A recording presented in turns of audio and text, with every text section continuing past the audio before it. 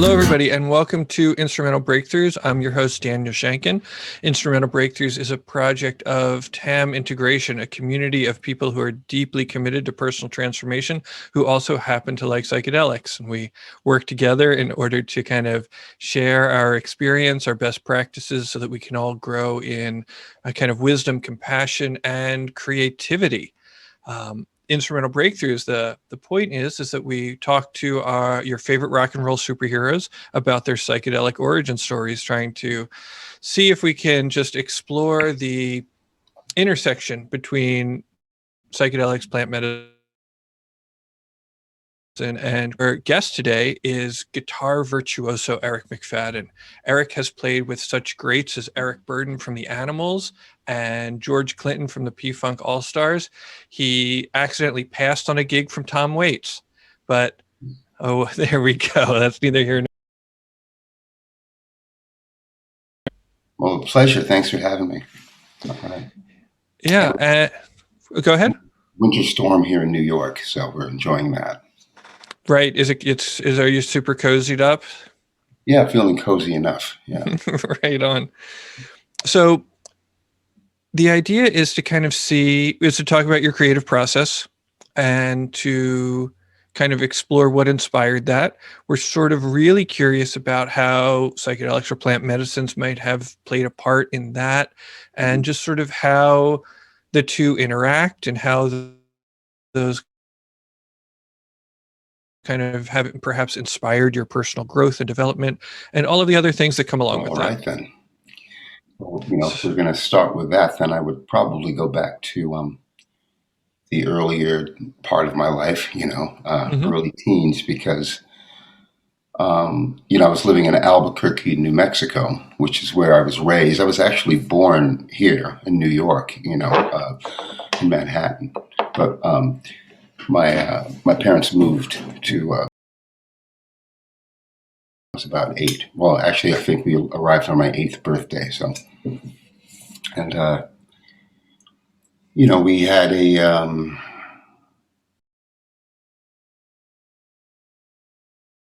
lot of money, but they were, they worked hard and they did well, and we had a good relationship. And, but, I did just, as a big fan of music,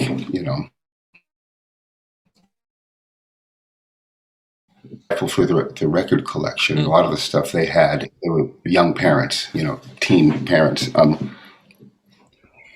so they were really 60s parents, My mom did grow up kind of in the East Village scene in New York, where, and, they would kind of fraternize. They were into the whole Kerouac, Ginsberg, Allen Ginsberg was her neighbor, and he, in fact, sort of a hero in that he protested her unlawful eviction and got rallied everyone to carry the furniture back into the house. And so that was part of the thing. And, she'd sing backups with Richie Haven in a coffee shop, or, she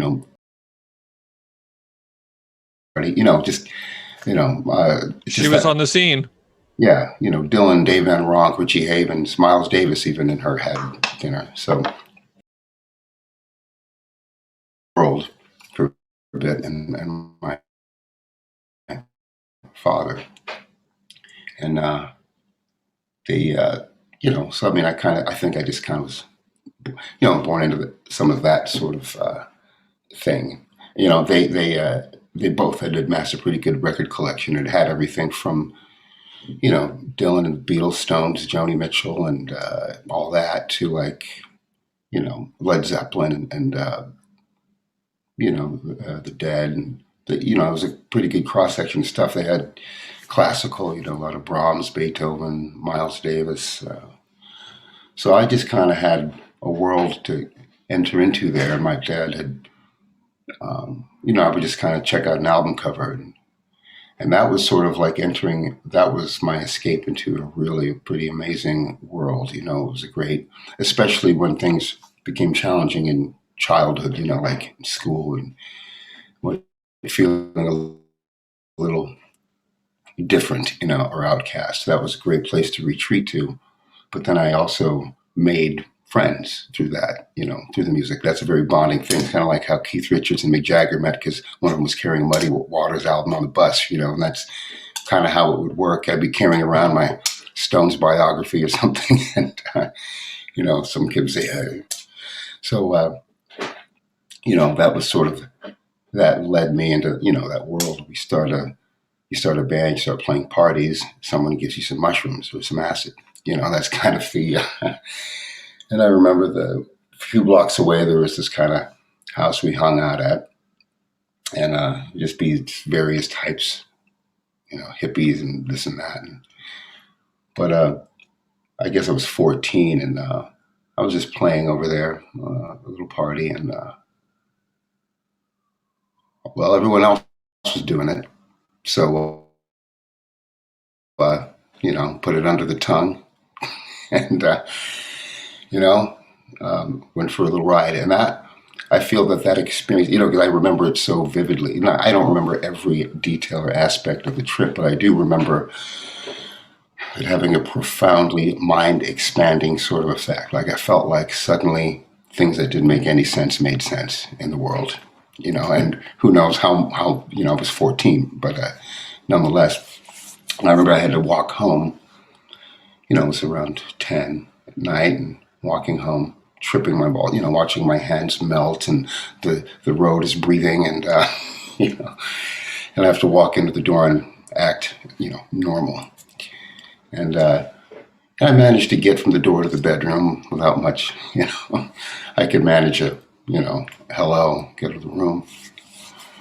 And I just laid, I don't know how long I laid there, but there was no fear in it. I remember that at that time, I don't think I had sort of, so many demons and so many things that may have, like there was no sort of concern about a bad trip. In fact, I'd never even heard of that. So I don't think there was like any concern, about right. that. And there's not a lot of, like you're saying, there's not a lot of demons. There's an innocence, when you kind of live under your parents' roof. And yeah, and there was still sure, there were hard times, and I had some trauma in my youth and that, but it wasn't like the kind of stuff that was inclined to surface, or I wasn't going to get into a big mind fuck thing over it. And so I think that there was a safety and innocence. I wasn't. I was just able to thoroughly be taken by it and enjoy it for what it was, and it was amazing. It was like. Just to see reality altered like that, to live in an altered reality like that, to experience things like even just physical things, just not, like defying the laws of, physics and nature, what seemed right before me, that my face suddenly wasn't my face, or maybe it was more my face than it had ever been. I don't know. But,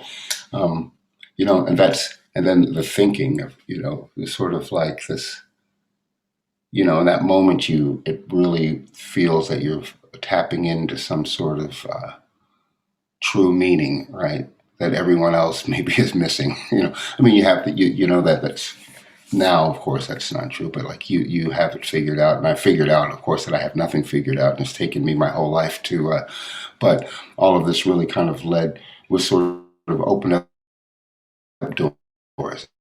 It opened up my mind enough to be able to receive more, and maybe not see things in such a sterile and rigid way. I mean, at least comparatively. So, and I think that's one of the true value of psychedelics, like after that, it was more about mushrooms for me, and, my band, we'd go to rehearsal and we'd make mushroom tea, and see what came out, musically. And it was great to have a couple of friends to experiment with in regards to that, and even if my guitar neck did turn into rubber, something was happening, and it was helping us to sort of to see things differently and think differently. And I think anything, I think one primary issue, or maybe hold up, or something that may be a hindrance to our growth and development as a species, is sort of a lack of, or an inability to any reasonable extent to open our minds beyond just, I'm not talking about like, okay, I'll try lima beans even though I hate them. I'm talking about really open your mind to different possibilities to the experience, like to, and be willing to see ourselves. I think that people are most afraid just to see themselves, and when there's no need to be. In fact, but we don't know that, right? We're afraid because it's painful, and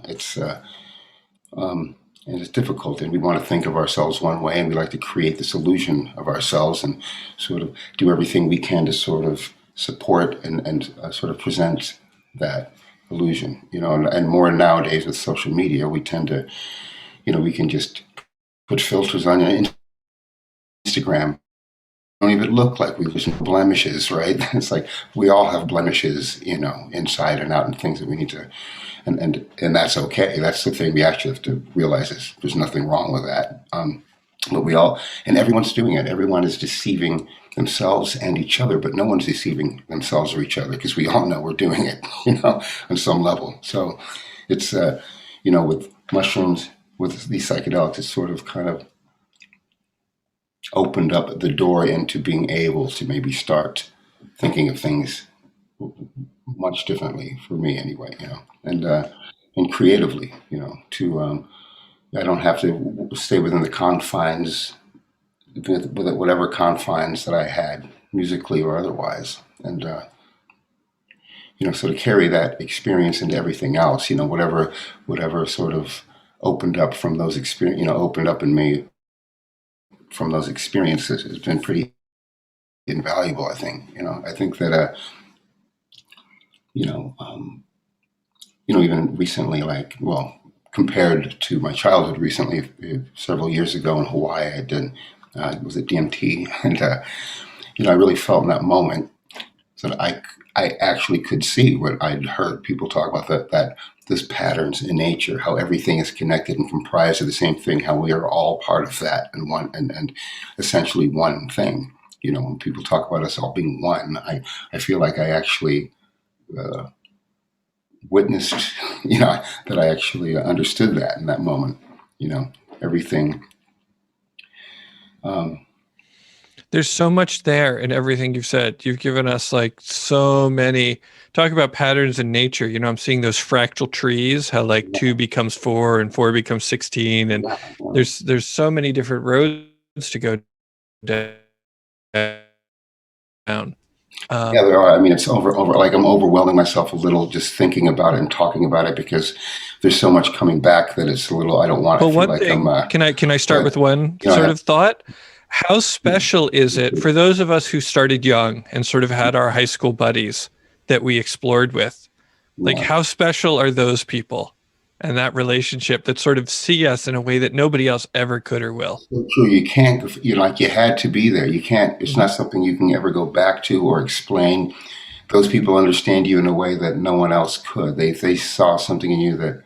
It's like we were all new to it, all experimenting, all learning, and all just coming into being people, and my old friends, I've a lot of old friends from that time, Josh Smith and then my friend, the brothers, Ben and Daniel, who are these drummer and bass player who found me in high school. And, and like we took that journey together musically. They're like, listen to this, and then we're, take this. So it's like, yeah. And, all the stuff that we kind of discovered, at that time collectively, or together was pretty. One of the other things that I'm curious about, because I really am enamored, I have this really romantic idea about the Southwest. Like I really like Albuquerque, Santa Fe, and Taos. And I'm just curious about how that landscape might have played into your journeying. Well, I feel really close. I feel truly like that's my home ultimately. And I mean, New York is also, in a sense, it's one side of me. It's a very important, and essential part of who I am comes from this, experience here. But New Mexico certainly is very deep rooted in me, and that whole sort of what it instilled in me is, being there. I have this real strong connection with New Mexico in particular, in the Southwest. I mean, I did spend 20 Right. years there, and formative years, from early childhood to my late 20s, So, and there's something about, that culture, and so much of the mystique and the beauty of it that is just it's just pretty rich, and I mean, just to have those every day, wake up to those mountains, to wake up to the Sandia Mountains, and to bear witness to what now I know to be some of the greatest sunsets in the world. Right. Not that I took them for granted, but I didn't realize how rare it was to, and then the Native American culture there, and the deep, Hispanic culture and all that, and the green chili especially. Right. Now, did any of that, like the indigenous or native culture, did any of that kind of play into your use or exploration? Yeah, absolutely. I think all of that is, and all of that seeped in there, and I discovered flamenco music out there. I discovered a lot of traditional, sort of mariachi music. I discovered Native American culture through being out there. My bass player in my band Alien Lovestock was Zuni Indian, and he introduced us to some pretty cool ideas musically that we would incorporate, from his culture. And so it was just, and my parents living in Taos, they had moved to Taos, New Mexico. I guess now it's been 35 years or more. So, Albuquerque and Taos are sort of the home bases. And, I mean, until this year, this is the first year that I haven't, last year, I guess now, was the first year I hadn't been back to New Mexico. And it also turns out, as a matter of some strange coincidence or serendipity or whatever, maybe beyond coincidence, that that Kate Vargas, who was my girlfriend and probably the maybe most extraordinary person I've had the pleasure of ever. Beautiful singer. She is amazing. She's a brilliant songwriter, amazing singer, musician, and when I first met her, but first I saw her before meeting her perform, I was pretty blown away just by everything, her whole essence, her presence, her lyrics, her voice, everything, and eventually had the pleasure of writing with her, and a year after that moment, being able to come together with her in a way you got lucky. Like, what if you met somebody and you're like, oh, I really like them, and then you hear them sing and they're terrible? Well, that's the thing. Like, I saw all at once that she kind of she embodied all these things, and I kind of was struck by her in a way I've never been by anyone in all these ways.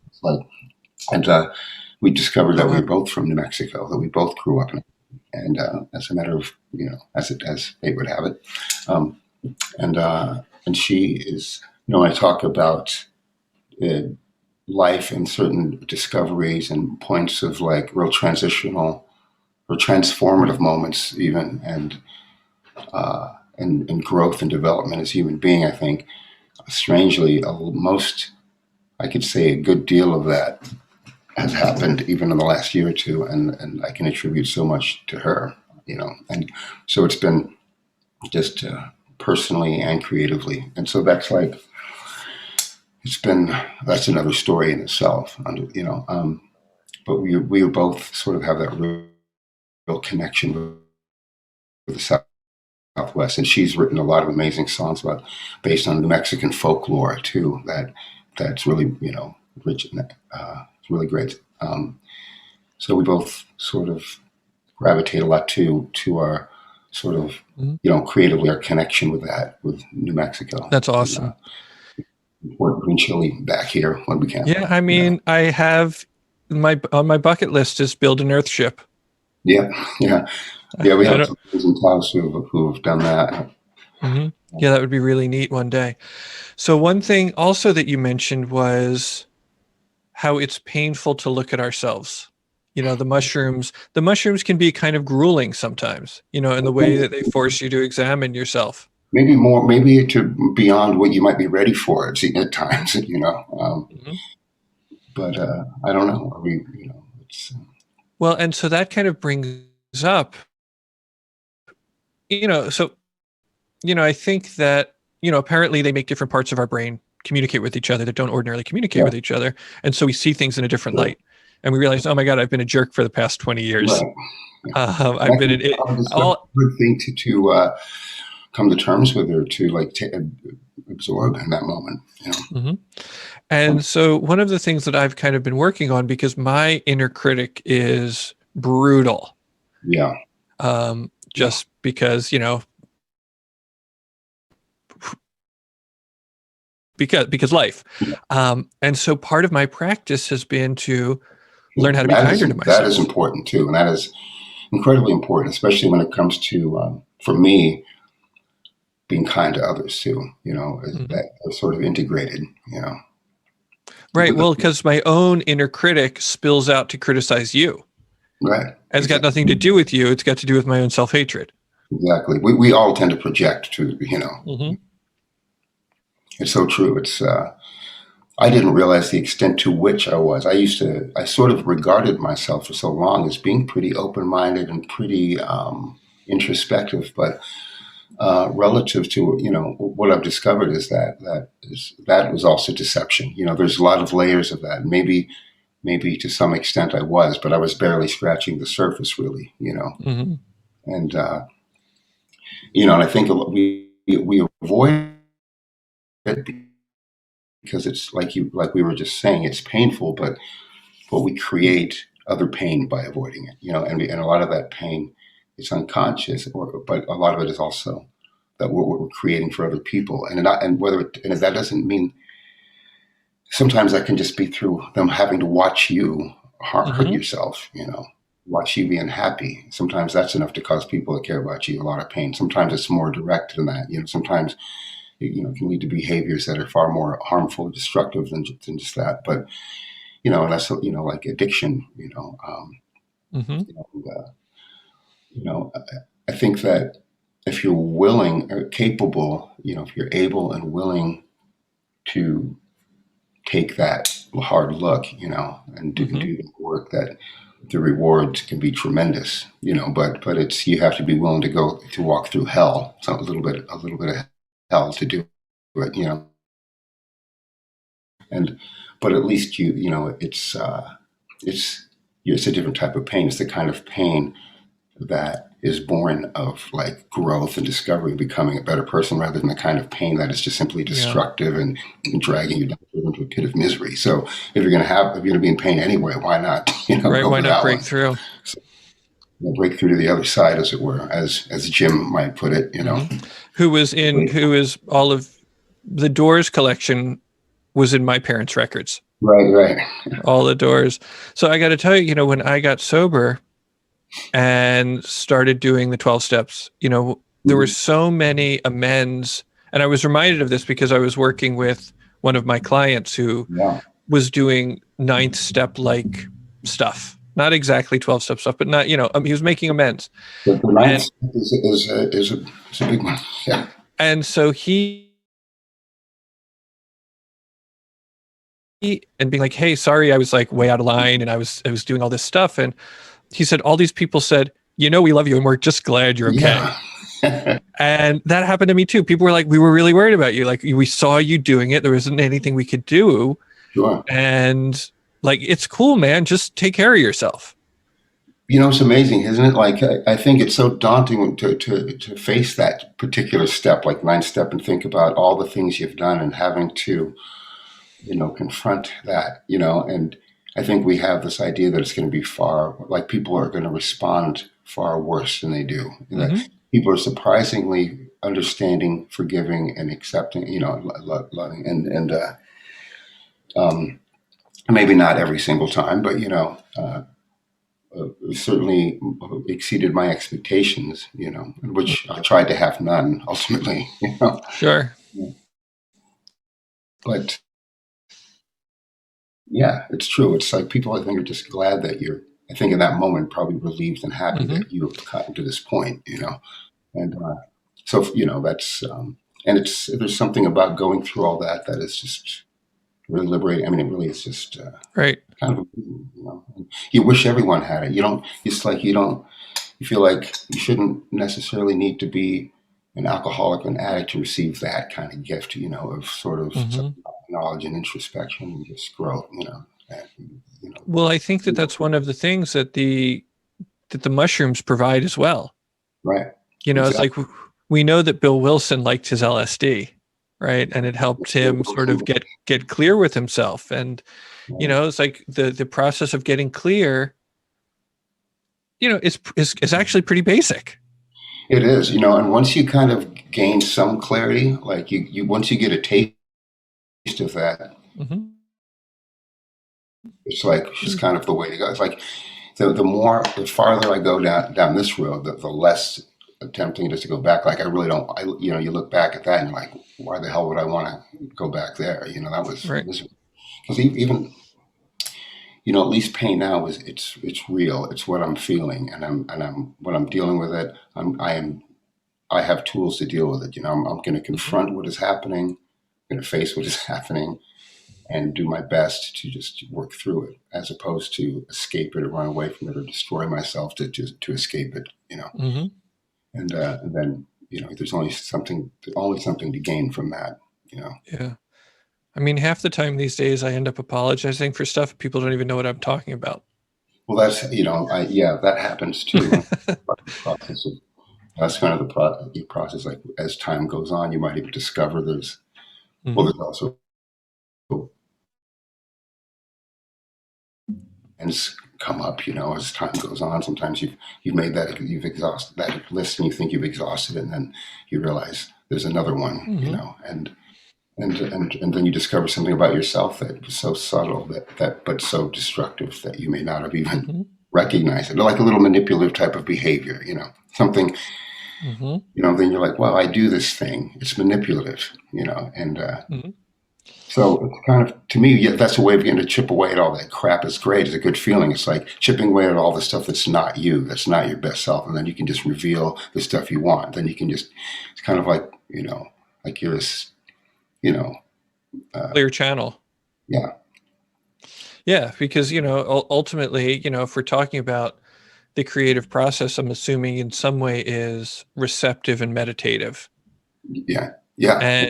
And so it's like, what would we write songs about if it wasn't about our own? Like, what would the songs be about if not our own self-destruction? Right, and I know that was a fear. Like I also use that as an excuse to keep, drinking and doing drugs and being destructive and having tumultuous relationships, because it was fodder, it was fuel. It fueled the creativity. But and then I thought, I don't want to be, you hear about some of these artists, they get sober and then their music starts to suck. Well, yeah, there are examples of that. There are also examples of the other, right? So it depends. I mean, if you're not really in touch with your creativity and yourself, maybe your music is going to suck if you get sober. But there's like a whole nother side that you're also missing and neglecting creatively. There's a whole other thing you can tap into, Right. And there's also all those same experiences in the darkness in the world that you can still tap into from a different perspective. So it's not like I get sober and there's no more darkness to write about or to feel or experience. It's just you have a different perspective on it, and you can come at it from a different angle. Maybe not be so tethered to the same process or the same way. So I won't ask you who got sober and their music started to get terrible. I won't put you in that position. Who are some of the people who got sober and their music stayed solid or even got better that you can think of? I think Tom Waits. I mean, I loved Tom Waits before, but my favorite stuff is the stuff after he got sober. That's just and so that would be one. I didn't even know. It's like I didn't realize. Yeah. So I'd also say that let me think here. Did Leonard Cohen get sober at some point? I don't know, actually. I mean, I know he sort of turned into a Zen monk at some point. Yeah. And that was really interesting. Good question. I don't know. Yeah. I should think about that more, though. Who else? Anyway, there's a pretty good example. So, yeah, Tom Waits is a great example. Big fan of Tom Waits. I know that there's a lot of bands that have been around many, many years that you know, don't you know? It's hard to say. Like, I mean, the Rolling Stones, come on, they've been around for over 50 years, and Yep. obviously they don't have to write any new. I mean, they put out new stuff once in a while, but when you have 100 hit songs you can play Hmm. from the past catalog that everyone wants to hear, I don't know. It must be a difficult position to be in as far as if you have a desire to create new music and put it out there.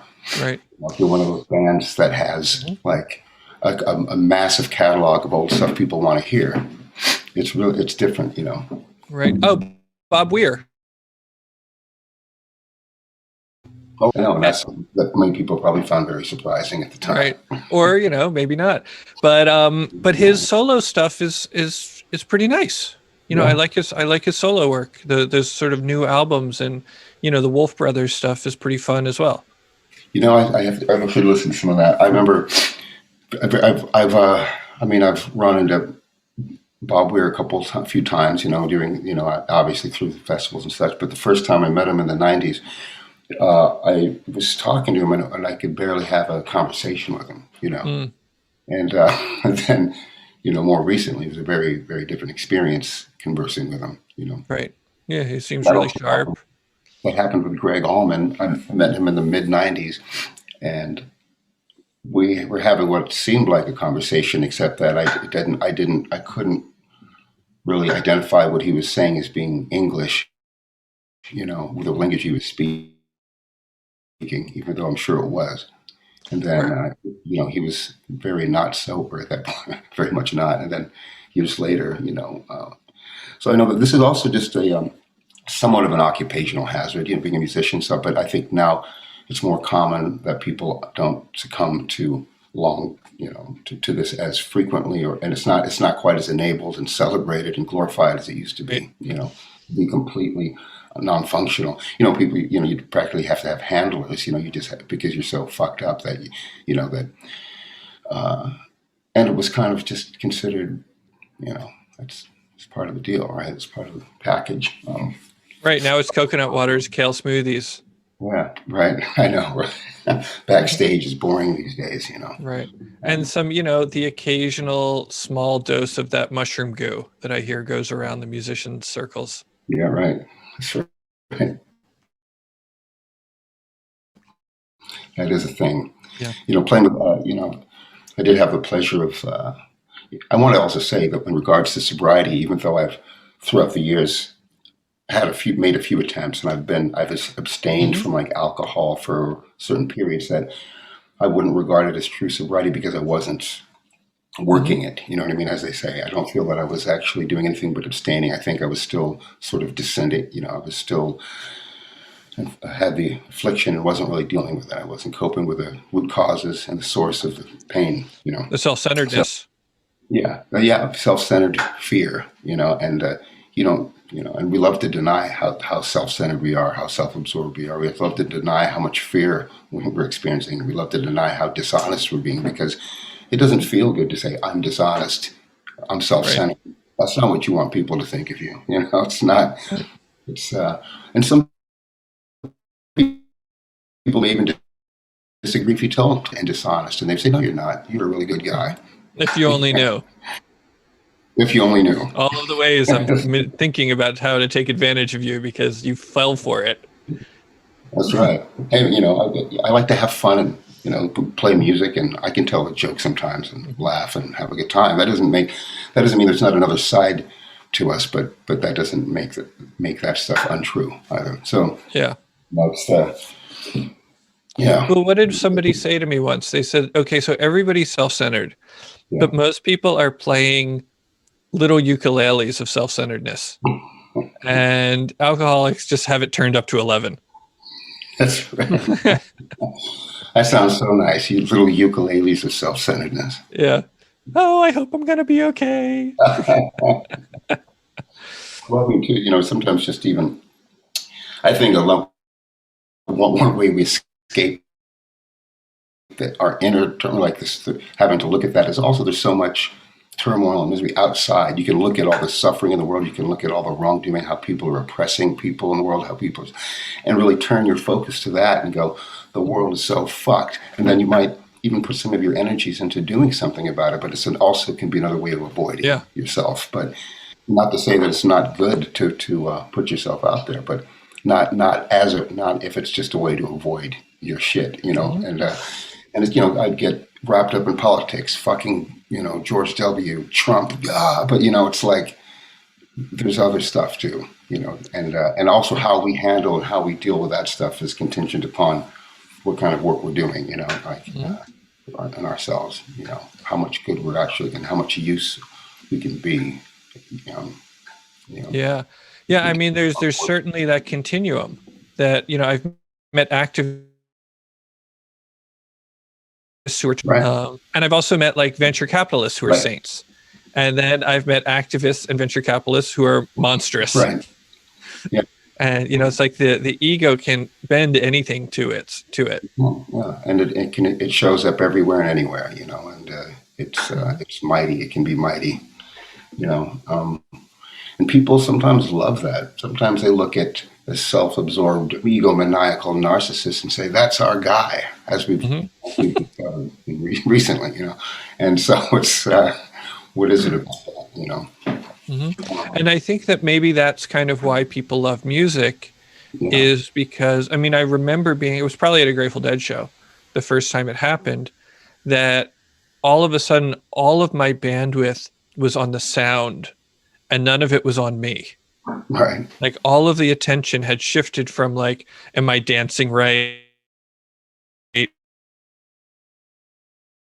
Next to me really like me, you know, you know, all of that kind of stuff, to just absorbing the experience. And it was a real liberation. That really is something that's great to hear, because, you know, that it's so easy to lose sight. You know, I mean, we play music because we love music. You know, I mean, I play music because I love music. That's why I practiced every day. That's why I played in bands. But if you get out on the road and then, you know, substances become a big part of it. And suddenly it's like about, does this girl like me? Is there enough alcohol? Do people, you know, how do I look? You know, and then, you know, it becomes about so much other stuff. And, but it feels good to really put music taking sort of the front seat here again, you know, being like the primary objective and focus is, you know, kind of where's that. And, you know, honestly being, you know, my life, of course, was 90%, you know, being on the road and obviously, you know, due to these circumstances beyond all of our control, it seems that has changed. And so that has forced me to sort of really kind of have to not just make a complete change in my lifestyle, but also, you know, to kind of see my identity, you know, as a musician. Well, am I, you know, that first you're like, am I? I'm not. What am I doing? You know, that's what I did.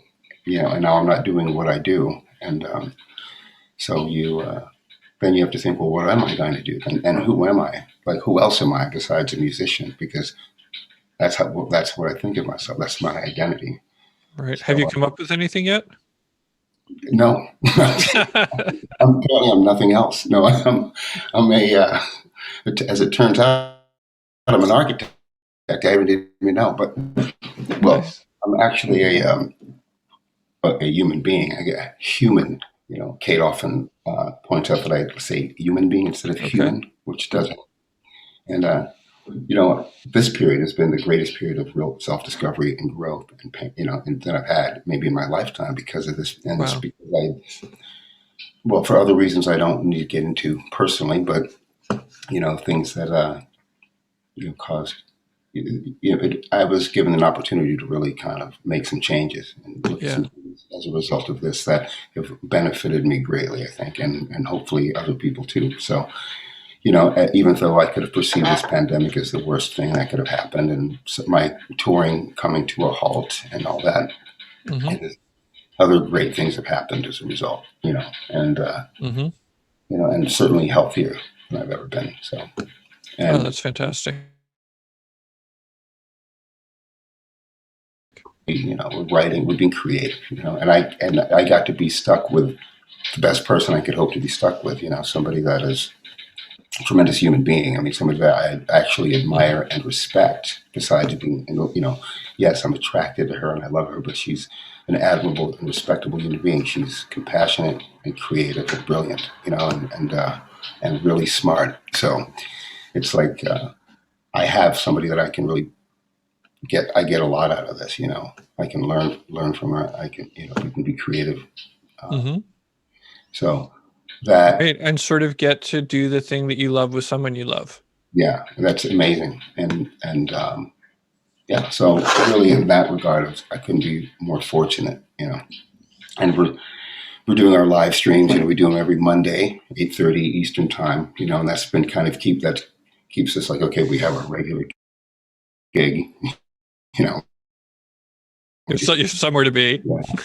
Yeah, we do our online festivals that we used to do in person, like the Holiday Music Motel in Sturgeon Bay, Wisconsin. One of my closest friends and a brilliant songwriter, Pat McDonald, founded the Steelbridge Song Fest out there, which happens in June. And then he did 2 other songwriting holidays. And they're songwriter festivals where basically songwriters from all over the place get together and live under one roof at the Holiday Music Motel and collaborate and record. That's all we do is we write songs and we record them, and then we perform on the weekend at the theater, all the new material. And it's a pretty amazing thing, and it's been very life-changing for most people that have been involved. So it's just like an invite-only kind of thing. It's like just for Pat McDonald and Norman James sort of invite the guests, and it's really an amazing thing. And then we do it. So now it's virtual. So on Valentine's Day, it'll be online. At the Steelbridge Songfest website, and Love on Holiday is the name of this one. So they're all themed. Dark songs, Love on Holiday, Steelbridge Songfest. It's an incredible thing. Amazing songs come out of this. He picks really brilliant writers and from all genres and different places and collaborate. So you might get, you can have the 20-year-old indie writer with a, 50-year-old country writer, and then you can have with like the blues guy or the folk guy, So that's always fun. So it's really, really great. So we're kind of doing that. Kate and I are involved with that right now, doing Love on Holiday. And it's really something. A lot of my dear, a lot of our good friends from way back are involved, and then new friends, new people that have become really close as a result of the festival. And so that's something we're involved in now. And we're just trying to stay just kind of creative and active and healthy, and kind of have a schedule, have things to do every day. We can reward ourselves with some Netflix at the end of the night, of course, but that can't become life, or else we're done, Right. Did you see, speaking of which, I recently watched Beware of Mr. Baker. Oh, wow. I saw that. And that's a hell of a documentary, isn't it? Yeah, it's really, really, really powerful. That's worth seeing for anyone who hasn't, I'd say. Yeah. Well, I mean, I really knew I just only thought of him from Disraeli Gears, which was another record in my parents' record collection. That record, and I'm glad you brought it up, because Disraeli Gears and Cream in general was a big influence. My dad had been really into Cream, and he been Cream, then Disraeli Gears. Yeah. Right. Yeah. I really love the cover. The art really blew me away, but I didn't know that he sort of moved to Africa. Right. And hung out with Fela Kuti and sort of just. Right. Isn't that an amazing part of the story? The whole, wait a minute, you moved to Africa and played with Fela Kuti? That's like, Yeah. Like, why isn't that sort of more interesting to the American kind of zeitgeist, the musical culture? Yeah, you would think that would be it should be kind of more common knowledge, at least in the culture, because it's such an amazing thing, but I guess this documentary will make it more so the case. Right. And also, I'm not sure how much material was actually recorded from those days. Yeah, who knows, right? I haven't really gone out searching yet, so maybe that would be a thing to do. Yeah. There's so much I discovered, when we talk about our parents' album record collection, stuff that maybe at the time when I was 10 or 11, I never heard of it until I saw the album. But you discover that, of course, it was a monumental band, Hmm. legendary band, right? Um, but there was just such a wealth of stuff in there, and the landlord, this old guy walked in when I was about 10 or 11 years old. I was playing Bob Dylan album, and the landlord walked in to check out the sink, the faucet or something, and I was listening to it, and he was an old guy, and he said, "Oh, listen to that cowboy music, are you?" And I was like, "Wait, Bob Dylan's cowboy music?" I think the song that was on was "All I Really Want to Do, Baby, Be Friends with You," And I Hmm. just realized he did that song. It had that little cowboy yodel in it. And he didn't know who it was, and so he walked Hmm. in at a time that you would think cowboy music, right?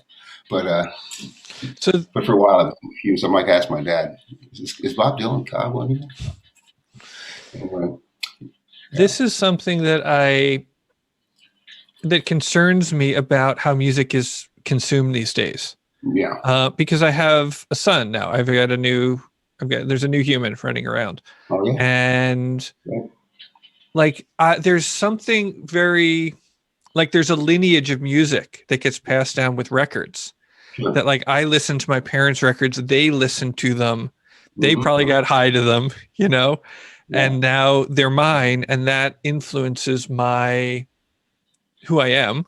sure, yeah. And there's that connection there. And then what happens when the artifacts of music disappear and it's just like, hey, Google, play Disraeli years. That's something to think about. I feel like it's a very different experience for younger people now because the way we're accustomed to listening to music is not at all what people are accustomed to now. And we did listen to an album, like we would put on the entire Led Zeppelin album or whatever, Mm-hmm. you'd put on you'd listen to it from start to finish, or the Jimi Hendrix album or whatever, and it was an experience. And even at 14, you're sitting there and you just sit there and you listen to the album. That's what you do. That's the Yeah. activity. I'm not sure how often those teenagers actually all sitting down in a room listening to an album together from start to finish, you know, Mm-hmm. without speaking. So, that reality is very different, right? And even just through high school, somebody would, and then there would be a new movement or new thing happening. It'd be punk rock, and I would be listening to the Dead Kennedys, the Clash, or the Bad Brains, and people would give you the tape or they'd play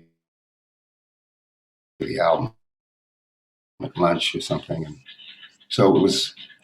I think it was just like it was a very personal thing, and it was very much but it was also very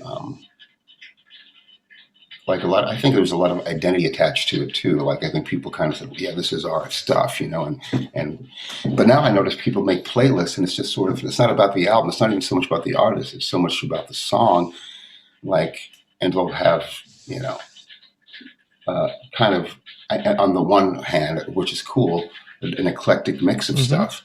Like back when we were kids, there's no way we would have like the strangely eclectic. I was into a lot of different stuff, but I mean, it was the playlists now are oddly eclectic. Right. You could have, um, you know, uh, I don't know, Kelly Clarkson could be on a list with like, Metallica or something. You know what I Sure. mean? Or like, and then Miley Cyrus. I don't know. It's just you never know. It could be Right. Bruno Mars. Well, the amount of, there was like the scarcity, kind of like you were saying, it's like having to actually obtain the music in the first place, right? Right. And then the process of making a mix on cassettes was, Yeah, that was was a real pain. arduous. Yeah, it surely was. It was arduous, and you had to really care and put the time into it. It was a really special thing to do, especially if you made it for someone else. Mhm. And it's true, you had to find music. It wasn't like everything was just readily available. So it was really special to you. It had value, and it As wasn't. opposed to just dragging songs around your Spotify. Yeah, it wasn't that easily accessible. You had to seek it out and find it, pay for it, in most cases. Um, so I think it really did have it was valued more in a sense for those reasons. I think. Hmm. So I think it's just the whole perception of music and what it is to people is different now. It's just, now it's a thing you can just get any of it, anytime, anywhere, like that easily. So I guess it's hard for it to for people to perceive it as having the same kind of value or meaning necessarily. Not that no one values music in the way that we did, but or do. But I think that makes it more, Right. Well, I mean, it's still actually like one of Rivers' favorite things. Like one of his first words was Google. Oh yeah. And Google means, because we would say, "Hey Google, play the Grateful Dead." Oh right. You know? And so he'll look at you and he'll be like, "Google," and that means it's time for a dance party. Right. And so it is kind of nice to, have access to a lot of different things. My wife's aunt is a banjo player and guitar player. Uh-huh. And, bemoans the fact that she wasn't brought up in a musical household and that her neurons didn't she's convinced, and she's read books on this, that, the language of music, she didn't learn it young enough. Right. And so like people who learn it very young and understand, complex rhythms and, melodic structures, like that gets in there like any other language does. True. Yeah. And so I'm kind of trying really hard to sort of like give him interesting, complex, and beautiful things to listen to. And it's kind of fun to watch him, like, it's like sometimes I'm holding it and I'm dancing and I kind of expect him to be like, but he's just like deep in meditation. Mm-hmm. Like he's really taking it all in. I was like, okay, like it's entering, I'm kind of feel like I'm watching it like seep into his gray matter. Right. Yeah. Well, it's good that you're exposing him like that. I think it's important.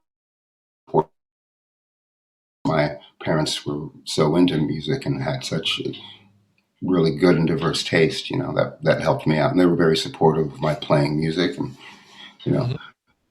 so it's very fortunate. I got to do this with support, and right. Eventually, moving to the Bay Area was, because I think it's also that fear thing we talk about. Like it was scary to move on from Albuquerque, because being a big fish in a small pond is comfortable for a little while. You feel like, and then, moving out of that, you've kind of got to go, start from scratch again. Right. And yeah. So somebody actually in the comments says that they saw you play with Funkadelic. Oh yeah. At the Regency in the 90s. Oh wow. And they loved it. Preston. Do you know Preston? Preston. Preston Stedman. He thinks very highly of you. All right. Well, thank you.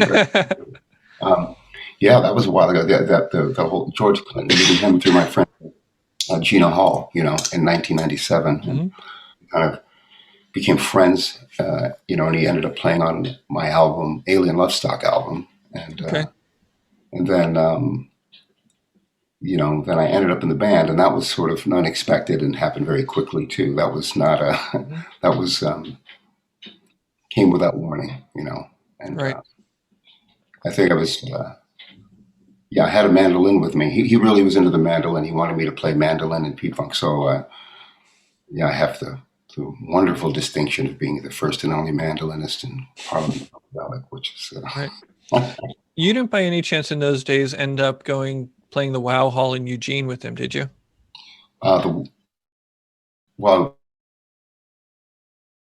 Eugene. The Wow Hall. Do you know what that would have been? No, I know that I probably went to a couple of shows. Not sure the names of all the venues, so that sometimes eludes me, but maybe I was there. It is possible.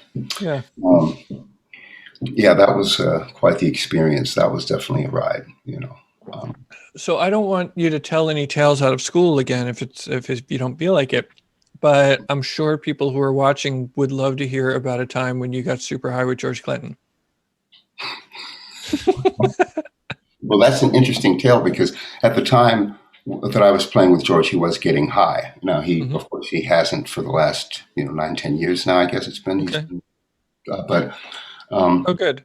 Well, there were 3 tour buses. One was called Gary's bus. That was Gary Scheider's bus. One was the tour bus, and then one was George's bus. and I was on George's bus, and back lounge he hung out in a lot, and I would hang out there too because that's where you could listen to music. I mean, people listen in the front, but if you wanted to listen to something else. And the thing is, I never got high with George, and here's why: because he wouldn't let me. Now there was a period.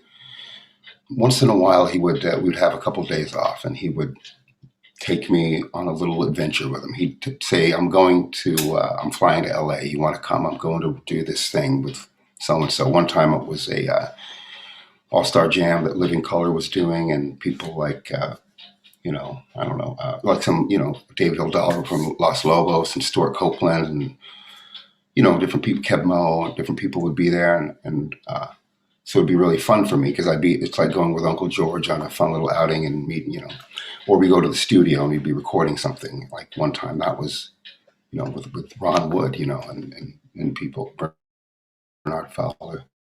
So where I met Bernie Worrell and I became friends there and became very close as a result of that meeting. Then he rejoined P-Funk after a while. But George, and I remember finally one time we're in the studio and he's taking a little break. He's got some stuff and I'm like, hey man, do you think I could try a little of that? And he says, no. He says, no, I'm not giving you any of this shit. You don't want to get into this. And that was about the end of it. So to answer your question, whoever's question is, George did not let me get high with him. He did not want to turn me on to the stuff or be responsible for that. Right. So that's very kind of him. I see where you're going with that. Well, but that's because at that time he was into that stuff, which wasn't. Now he did stuff. After that, he would take this royal jelly, which had mushrooms in it, and he would sometimes do that. Usually, that was going to be a fun night. So that was, and by that time, though, I haven't done hallucinogenics since 1999. Oh, wow. One of the last times in San Francisco, it was quite something. And I remember listening to my friend James Hall. James Hall, an album, Pleasure Club was the album. And it almost got too much. Like, James is so intense. His music is brilliant and he's intense. And it was almost like I could. Great. I mean, I'm a huge fan of this album, but and it almost devoured me. That was my last experience.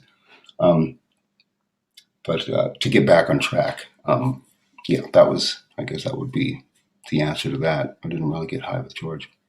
Right. Fair enough. But musical. What's that? Yeah, that was a very transformative time too. That was, a very different reality, living in the road with 30 people and 3 buses and, traveling the world like that. That was, I'd never experienced that before at that time either. And then that led in, that was a few years, and then it's time to move on. But that led into the Stockholm Syndrome thing with Dave Schools and Jerry Joseph. Said, we're starting a band, you want to do this thing? And they asked me and Wally Ingram, my good buddy, who I'm actually working with right now, on a song with him and Kate and I. Dave Schools, another sober guy who can play. Yeah, exactly, yeah. So and Jerry, for that matter, even, right. At this point, but of course when we, our first year of touring and recording with Stockholm Syndrome, we were not. So then when we returned to do our second album, we were. So it was a very different experience.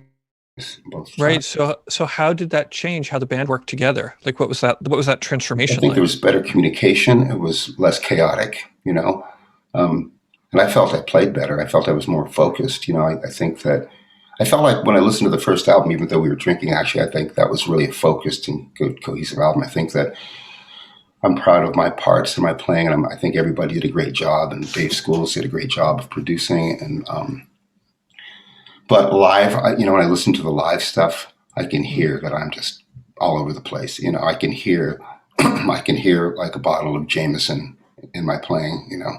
Right. So, and I can hear how much more concerned I am with other things other than being present in the music.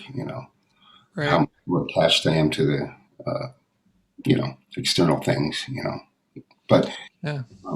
But you know, the newer stuff. Different. What do you hear? Like, I like sort of the multidimensional aspect of being able to hear things like a bottle of Jameson coming through. What do you hear in your music these days? Well, at best, again, I hear it being, you know, sincere. You know, I want to just hear it. I want to hear the truth. I want to hear it be like it's me playing, and Right. well, that is what I'm actually feeling. Like, you know, Colonel Bruce Hampton once said to Jimmy Herring, and I love the Colonel, you know, and Of course. this is early on. He said, Jimmy, you play the same way whether you won the lottery or whether your grandmother got hit by a truck or something. In other words, you know, we could play really well, but yeah, are you really putting what happened to you today? What you're experiencing, is that coming through? And you're playing, you know, are you being true to the moment and true to what you're feeling? So I guess that, you know, to say if you can be really in touch with where you are musically and play what is happening right now, then that to me is an achievement. But so I guess and I don't want that to be hindered by something. You know, if it's going to be enhanced by something, that's one thing. But alcohol is a hindrance.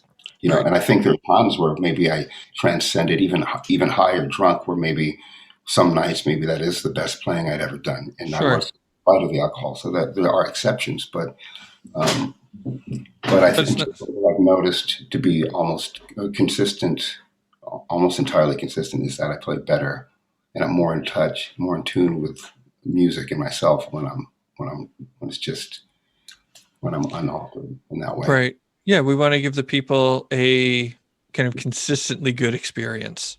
Yeah. You know, people don't come to you because it's up to chance. Right? Yeah, I don't want to. It shouldn't be a crapshoot, is it? And I think it was a lot with where it's going to go. You know? So, are there practices or things that you do and that do enhance? Like, what do you do to sort of like make sure that helps you make yourself the best musician that you could possibly be these days? Well, I'm trying to try new things, like take a different approach to writing. Like, say, I'm not allowed to use these words anymore because I've written lyrics or these themes and write them. You know, I have to remove, like, force myself to go in new directions, or like I can't play this chord progression anymore. I can't play these licks. Force myself to think outside of my own box, like my own comfort zone, by restricting things from myself, like and that forces me to have to well, if I can't play this, then I have to play something else. If I can't You play feel this, comfortable telling us what some of those themes might be that you've had to put down for a while, or some themes that you are working on right now? you know, so a lot of it is certain words. You know, like if there's certain things metaphorically that I maybe have exhausted to write from, to take a different approach, find different themes, find new ways of expressing things, and that's lyrically and, you know, when it comes to the writing and to the playing, and one, you know, and just being also in tune with myself and what I'm going through now is helpful, and so meditating is helpful. You know, listening to other new and interesting music is helpful.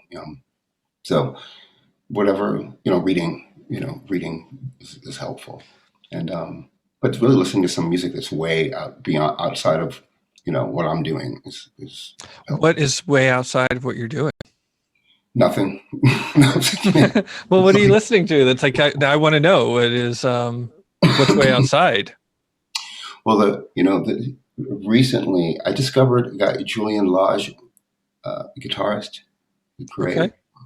And he plays with I have a friend named Nels Klein, a great guitar player, and Julian's played with him. But I kind of had heard of him through Nels, but Kate, Kate Vargas, my partner, turned me on to him again, kind of opened, and we kind of geeked out on that a bit. Great playing, great pleasure.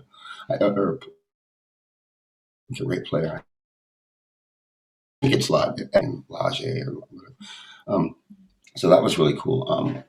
And we've also been listening, not to a lot of different stuff, but recently, not new stuff. I mean, I think the last two things I listened to were Queens of the Stone Age and Joni Mitchell. But I think, and when Kate and I were playing we got in a little '90s thing and played some like Pixies and Modest Mouse. But as far as new stuff, like out of the box, Julian, not that he's so far out, but it was really interesting and different than what I'm doing right now. And some Henry Goreski, this Polish Russian composer, classical composer. He's Mm. kind of far removed from what I do, and the theme music in Fargo, the TV, the show, the series Fargo, amazing. So, like, I think Kate and I, our minds have been blown just by the music in that show, and Mm. that's some of the, I didn't track the music. I loved the show. I'll have to go yeah, back really, because my mind really didn't notice something, it. And we play a lot of Nina Simone is Hmm. great stuff around here. Um, you know, uh, so that and the real truth is I'm not listening to a lot of music right now. I mean, we have been periodically, and that's some of the stuff that's kind of been getting around. But I did play a little bit of Moorish music recently, just to kind of hear in context that this is how they use the Moorish Phrygian mode, because I'm also teaching guitar online a bit, Hmm. and so I'm trying to getting into some of that kind of guitar geek stuff. Again. Interesting. And that's like from like that's like I'm picturing like Turkey or the Ottoman Empire, like. Yeah, just sort of all that, from those regions, whether it be from Turkey and Mhm. Cairo, Egypt, from East India, just the non-Western stuff in Right. general, kind of, and that's kind of a nice place for me to delve sometimes. I like to get into that, Awesome. Very, very cool. So just try anything that kind of breaks me out of that. I mean, I don't know what touring is going to look like when it opens back up, and when that's Hmm. happening, but How do you feel like you want to approach touring when it opens back up? Has this changed how you want to approach the road? I guess it has to an extent, because this is the first time I guess the first time since I've been a touring musician, and I would say the first time in like 30 years that I have spent this much time off the road, by Hmm. far. I mean, in fact, I think a month was this is a whole new experience, different reality, and it certainly has changed my thinking about some things. I still want to tour. I love touring, but I think I'm going to do it a little differently. I don't feel I have to do it 95% of the time necessarily, you Hmm. know. Um, and I do want to be a little more selective about Right. the kind of gigs I'm playing, and I do want to play for people. I need that. I love the that sort of energy and that symbiosis between musicians and the audience, and that raw energy that you can only get from a live show. Right. Right. So I don't know. I think I'm just going to be selective, as to the places and how Hmm. much time I spend doing it, and not I don't have to burn myself out. And I was, I pretty much never stopped, and I think it's a good idea to take a few more longer pauses. You know, Right.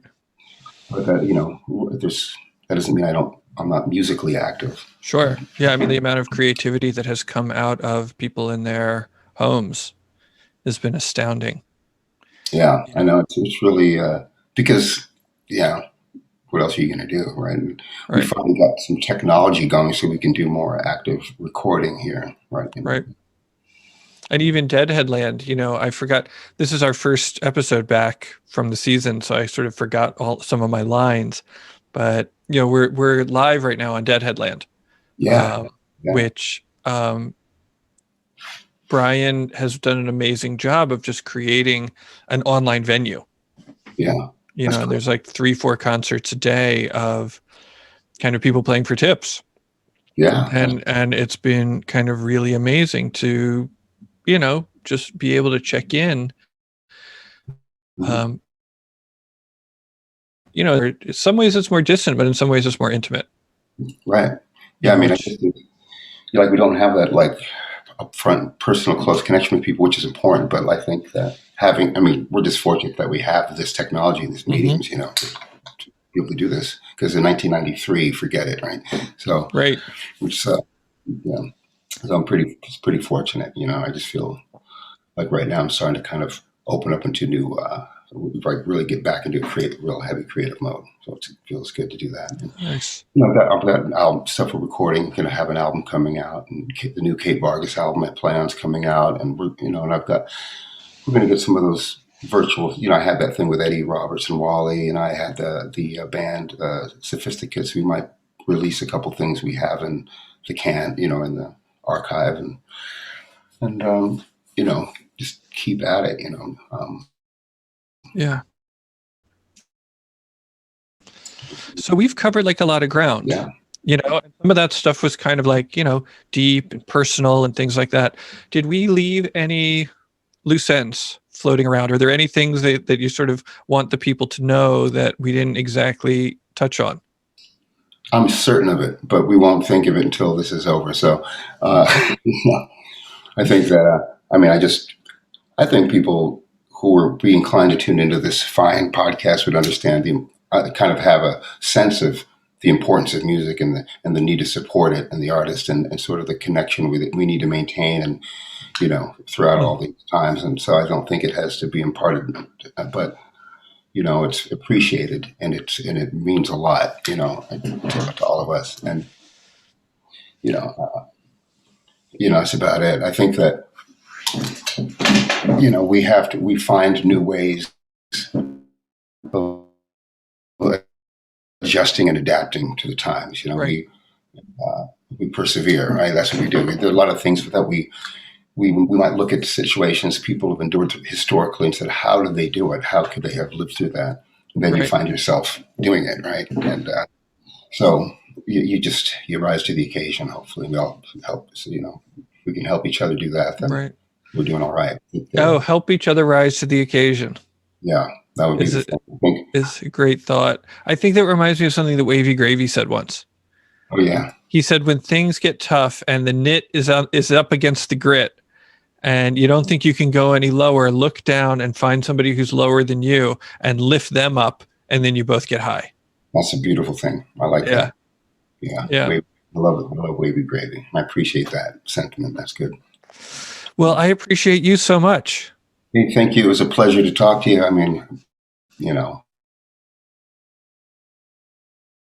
Always is, but you can't say everything at once. Right. We can't. Maybe we'll have you back next time. We'll see if we can rope Kate into it too. Maybe we'll even get a song out of you or something.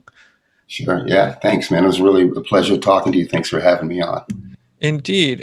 So folks, Eric McFadden, find him on all of the channels, right?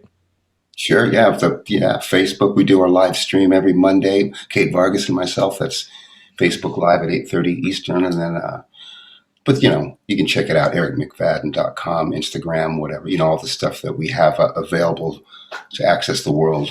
You're not hard. He's not hard to find.